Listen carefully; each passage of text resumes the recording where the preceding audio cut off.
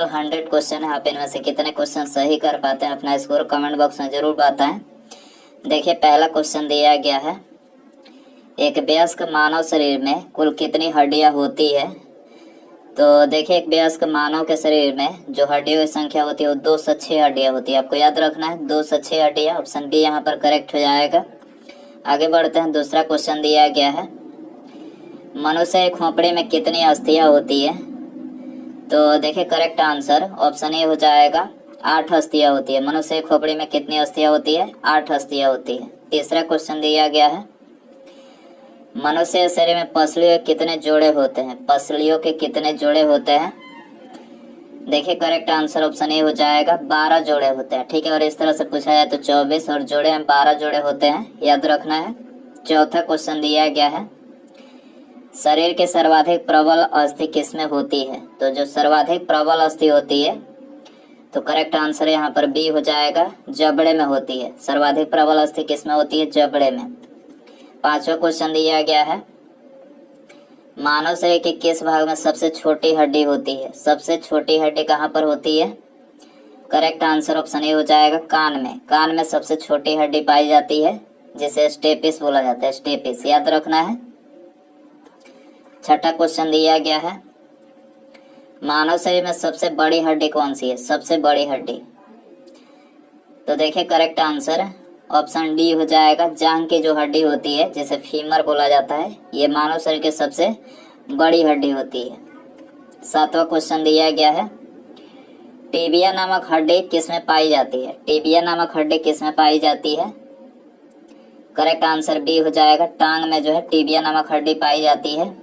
आठवां क्वेश्चन दिया गया है, मानव शरीर के किस अंग की हड्डी सबसे लंबी होती है। तो देखिए ये तो बता ही चुके हैं कि सबसे लंबी जो होती है वो जांघ की हड्डी होती है, जांघ। ठीक है, ऑप्शन बी हो जाएगा। नौवां क्वेश्चन है, इनमें से कौन सी हड्डी मानव कान का भाग नहीं है। कौन सा हड्डी जो है मानव कान का भाग नहीं है। तो देखिए यहाँ पर करेक्ट आंसर सी हो जाएगा, उर्वस्थि। उर्वस्थि जो है ये मानव कान का भाग नहीं है। मनुष्य के जीवन काल में कितने दांत 2 बार विकसित होते हैं। मनुष्य के जीवन काल में कितने दांत ऐसे होते हैं जो 2 बार विकसित होते हैं। तो करेक्ट आंसर सी हो जाएगा, 20 दांत ऐसे होते हैं जो 2 बार विकसित होते हैं। मानव शरीर में पाचन का अधिकांश भाग किस अंग में संपन्न होता है। पाचन का अधिकांश भाग किस अंग में संपन्न होता है। करेक्ट आंसर सी हो जाएगा, छोटी आंत में, याद रखना है, छोटी आंत में। मानव शरीर का कौन सा एंजाइम कार्बोहाइड्रेट को तोड़ने में मदद करता है। कौन सा एंजाइम कार्बोहाइड्रेट को तोड़ने में मदद करता है। करेक्ट आंसर डी हो जाएगा, एमाइलेज जो है ये कार्बोहाइड्रेट को तोड़ने में जो मदद करता है। पाचन क्षेत्र में भोजन के साथ मिलने वाला पहला एंजाइम कौन सा है। पाचन क्षेत्र में भोजन के साथ मिलने वाला पहला एंजाइम कौन सा है। करेक्ट आंसर डी हो जाएगा, एमाइलेज है, एमाइलेज। 14वां क्वेश्चन है, लार में कौन सा एंजाइम पाया जाता है। लार में कौन सा एंजाइम पाया जाता है। करेक्ट आंसर बी हो जाएगा, टाइलिन एंजाइम। लार में टाइलिन एंजाइम पाया जाता है। पेट में भोजन को पचाने के लिए किसकी खास आवश्यकता होती है।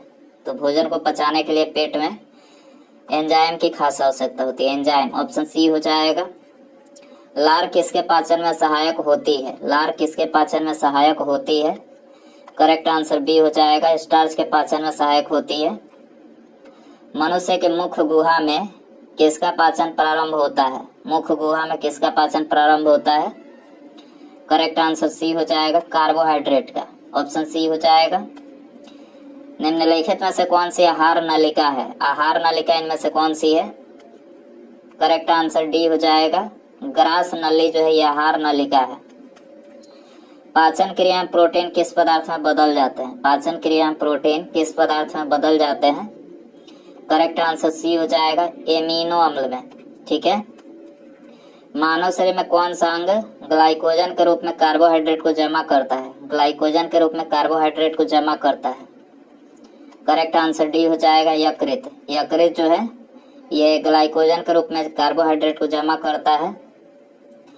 पित्त किसके द्वारा पैदा किया जाता है। पित्त किसके द्वारा पैदा किया जाता है। यकृत के द्वारा। यकृत ऑप्शन ए हो जाएगा। पित्त किस में जमा होता है? करेक्ट आंसर ये हो जाएगा पित्ताशय में। पित्त किस में जमा होता है? पित्ताशय में। मानव शरीर के किस अंग को शरीर का रासायनिक कारखाना कहा जा सकता है? मानव शरीर के किस अंग को शरीर का रासायनिक कारखाना कहा जा सकता है? तो देखिए करेक्ट आंसर डी हो जाएगा, पेट को बोला जाता है। ठीक है। पेसमेकर का संबंध किससे है? पेसमेकर ऑप्शन डी हो जाएगा, हृदय से। पेसमेकर किससे संबंधित है? हृदय से। पेसमेकर का क्या कार्य है? तो देखिए करेक्ट आंसर सी हो जाएगा, दिल की धड़कन प्रारंभ करना। पेसमेकर का क्या कार्य होता है? दिल की धड़कन प्रारंभ करना। गति प्रेरक किससे संबंधित है? गति प्रेरक किससे संबंधित है?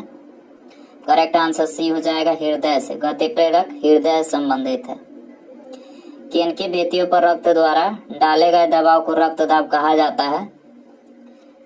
करेक्ट आंसर सी हो जाएगा, धमनी की भित्तियों पर रक्त द्वारा डाले गए दबाव को रक्तदाब यानी ब्लड प्रेशर कहा जाता है। रक्तचाप को मापने के लिए किस उपकरण का उपयोग किया जाता है? करेक्ट आंसर बी हो जाएगा, स्फिग्नोमैनोमीटर का। रक्तचाप को मापने के लिए स्फिग्नोमैनोमीटर का जो है उपयोग किया जाता है। लवडब ध्वनि किसकी क्रिया के कारण उत्पन्न होती है? लवडब ध्वनि करेक्ट आंसर सी हो जाएगा, हृदय क्रिया के कारण से उत्पन्न होती है लवडब ध्वनि। सिस्टोलिक और डायस्टोलिक शब्द का उपयोग किसके संदर्भ में किया जाता है?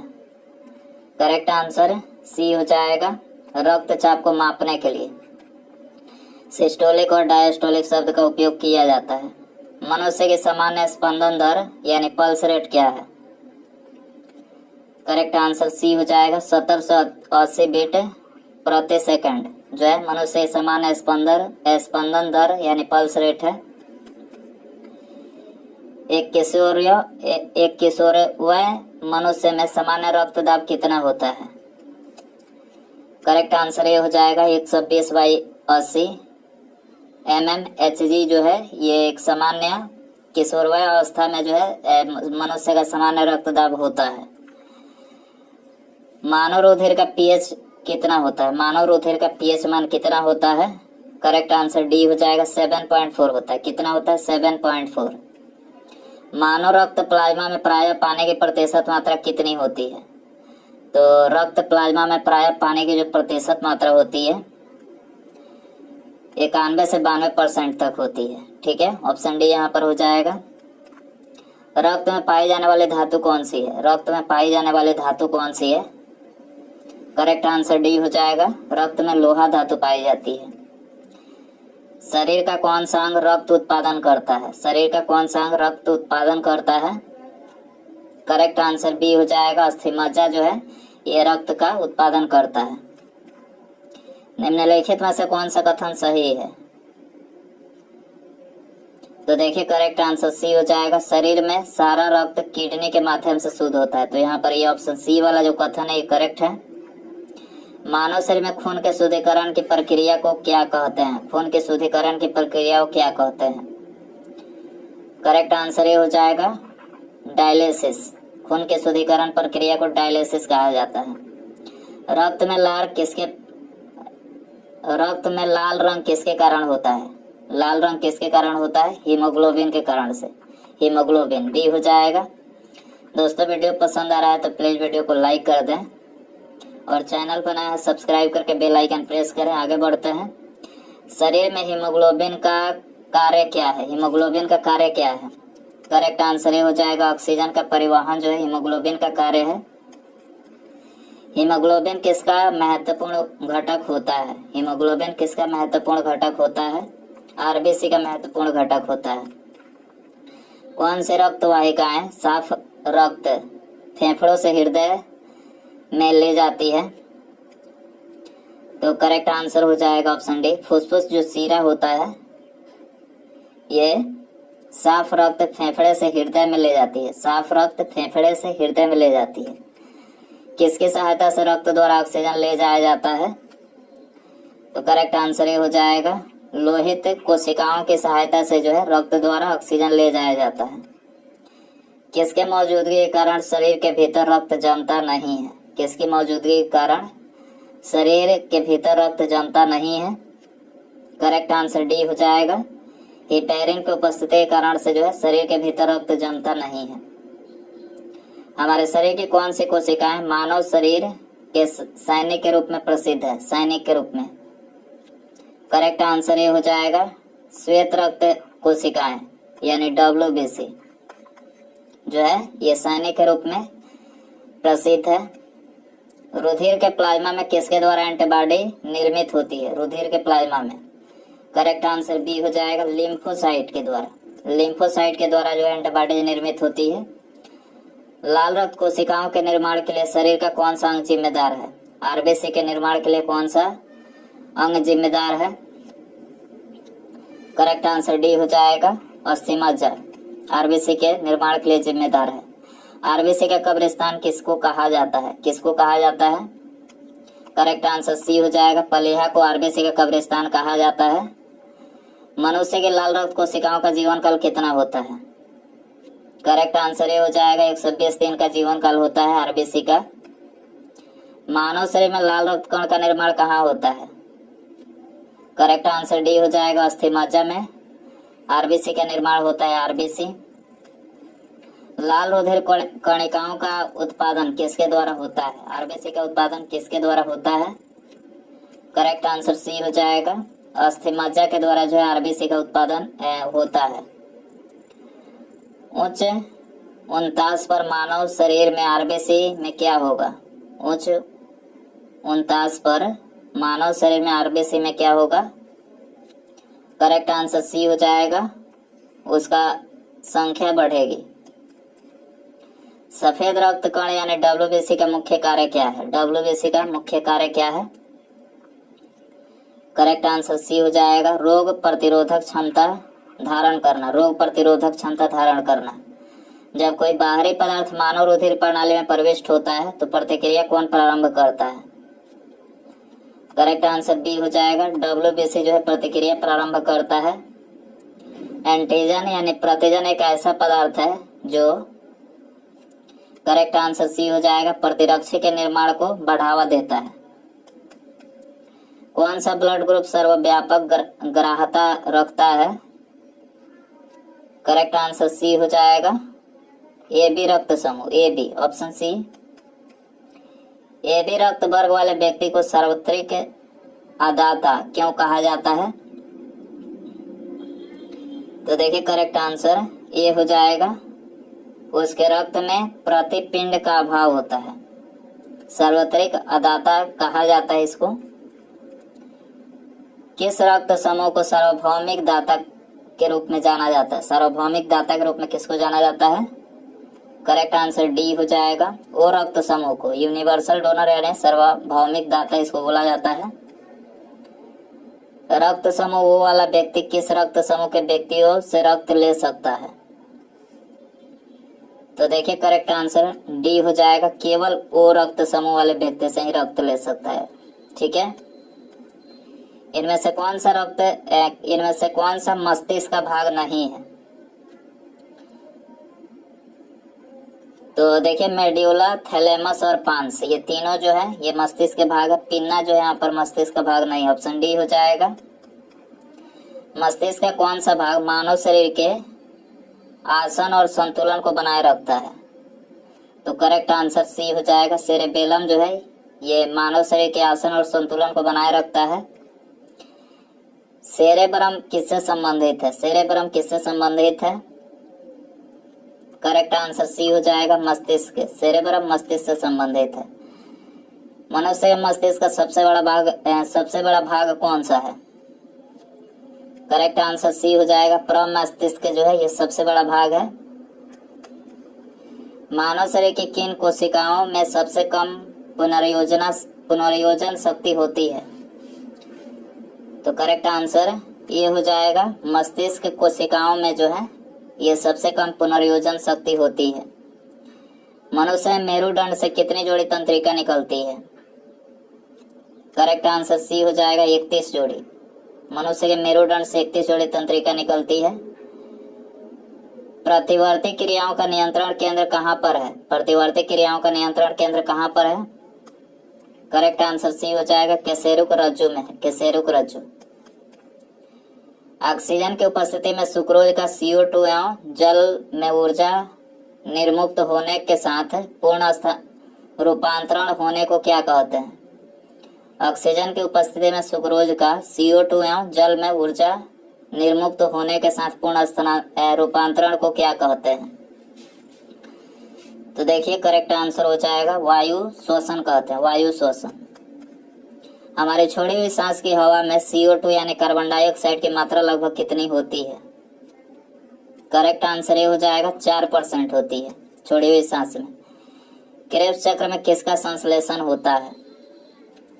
करेक्ट आंसर बी हो जाएगा, पायरुविक अम्ल का। क्रेब्स चक्र में पायरुविक अम्ल का संश्लेषण होता है। स्तनधारी किस में यूरिया बनाते हैं? करेक्ट आंसर ये हो जाएगा यकृत में, स्तनधारी यकृत में यूरिया बनाते हैं। मानव शरीर से नाइट्रोजनी अपशिष्ट को हटाने के लिए कौन सा अंग जिम्मेदार है? करेक्ट आंसर बी हो जाएगा, गुर्दा जिम्मेदार है। नाइट्रोजनी अपशिष्ट को हटाने के लिए गुर्दा जिम्मेदार है। मूत्र का पीला रंग किसकी मौजूदगी के कारण होता है? करेक्ट आंसर डी हो जाएगा, यूरोक्रोम की उपस्थिति के कारण से जो है ये मूत्र का पीला रंग होता है। गुर्दे का कार्यात्मक यूनिट क्या है? गुर्दे का कार्यात्मक यूनिट क्या है? करेक्ट आंसर सी हो जाएगा, नेफ्रॉन कार्यात्मक यूनिट है।